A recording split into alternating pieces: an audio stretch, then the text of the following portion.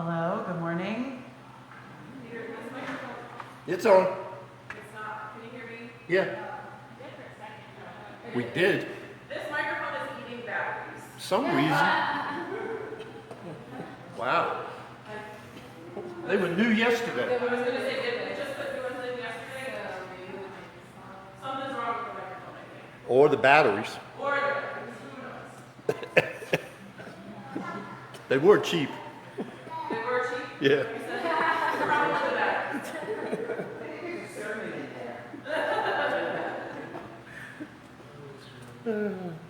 Better? Can you hear me now? Okay. All right, guys, can you go to the next slide, please? All right, so we've been playing this game of bingo for the past couple weeks, and so this morning I want to know, what does a phone look like? Alba, can you tell me what a phone looks like? Yes, it's something you use to call people, right? Yes, what does it look like, though? Do you know? Can you tell me about a phone?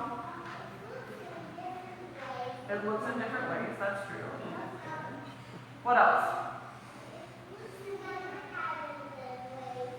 Okay, depending on whose phone it is, it looks in different patterns and ways, that's right. Right? Miss Cookie has sparkles on her phone? Mine does have a sticker. And what about Tegan's? Do you know what color Tiki's phone is? It's pink, that's right.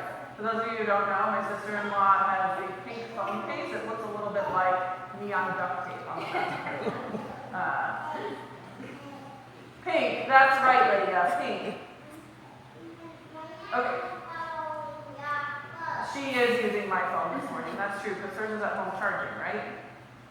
Yeah. Okay, Desmond, can you go to the next slide, please? Do any of you recognize this? Elba, do you know what that is? On the screen, do you know what that is? It is a phone, you're right. It's a phone, right? It is red, you're very right. Rotary. Long before, it's a rotary phone. Peter even got it a step further, and we're going to get into that. Long before the invention of the cell phone, these telephones were placed in families' homes, and if you're old like my dad, you'll know about party lines that were also on rotary phones. I can tell you the party line in my grandmother's house was still working even when I was young, because my brother and I would go upstairs in her house and pick up the party line and hear all the people talking in the background. So, what's your question?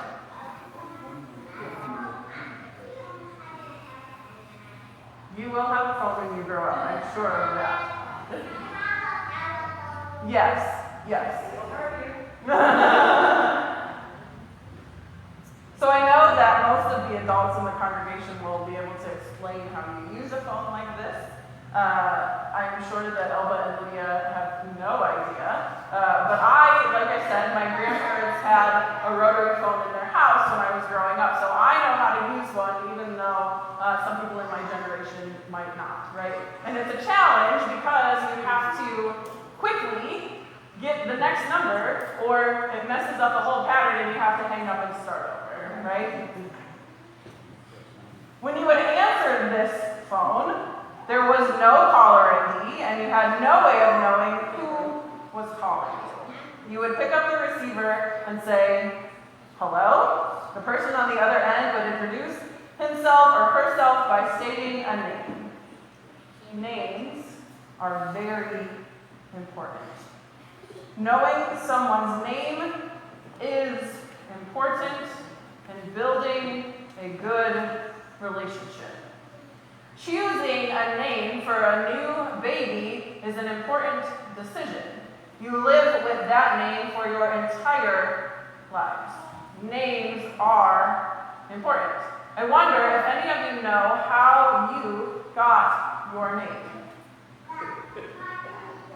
Yes, do you know why your name is Elba? Why?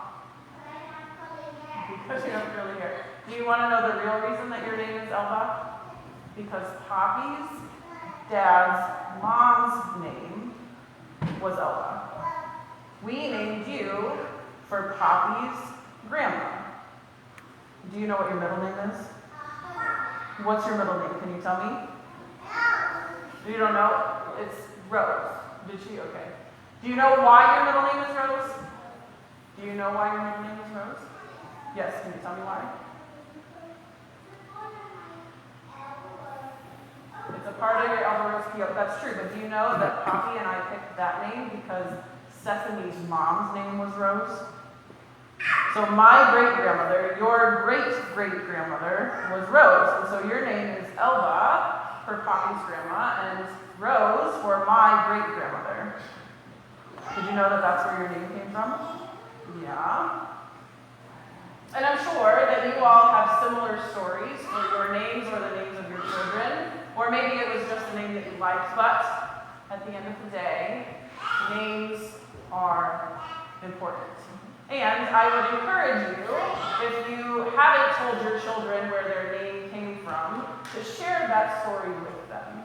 Because it's an important part of their history. It's an important part of who they are. And my brother and I have known where our names came from forever. My parents picked my name because of a teddy bear that they won out of a teddy bear machine that my dad won. It was, or a doll. My mom was correcting my memory of the story. And it had Jackie on the front, and so they made it longer, obviously. My name is Jacqueline Francis, and Francis comes from my Nana, my great-grandmother's brother, had passed away before I was born, and for my parents, that was part of the tradition to give the child the name of somebody who passed away right before they were born, and so for me, it's Jacqueline Francis for that reason. And Dylan is Dylan Frank, and my dad likes the show Gunsmoke, and Sheriff Matt Dillon, and my mom spelled it wrong, so it's more like Bob Dylan, but the story is because my dad likes Gunsmoke, and Frank was my dad's dad, so now you have a little bit of our family history this morning in the midst of our children's moment. Sometimes, though, a name is given after a quality that the child's parents hopes the baby will have. Grace, joy, and hope are all examples of names like that. Today, our prophet reading from the Bible is about the prophet Hosea. Does anybody remember what a prophet is? You don't know? A prophet is someone who hears God's message and tells others that message. The prophet's son got a terrible name. In Hebrew, his name means not my people. God's greatest promise to the people of Israel was, you will be my people and I will be your God. Hosea had said that Israel had not followed God's laws and had worshipped other gods. Hosea's son was a reminder that Israel acted as if it were not God's people. It's hard to speak about suffering or pain when you haven't gone through it. It's often those who have experienced pain or suffering who can understand the suffering and pain of others. Sometimes a prophet's voice is best heard when it comes from someone who has experienced suffering or pain that only God can heal. Hosea learned that God's love and forgiveness are stronger than Israel's mistakes. Hosea said that the people of Israel could look forward to a day when God would bless them and Israel again could be called children of the living God. Wouldn't it be funny if when answering the telephone, when someone says, "Hello, to whom am I speaking?" we answer by saying, "I am a child of God"? I wonder what the person on the other end would say. What a great way to remind us of what we can learn from Hosea. We are all called children of God. May you remember that this week and every week. Amen.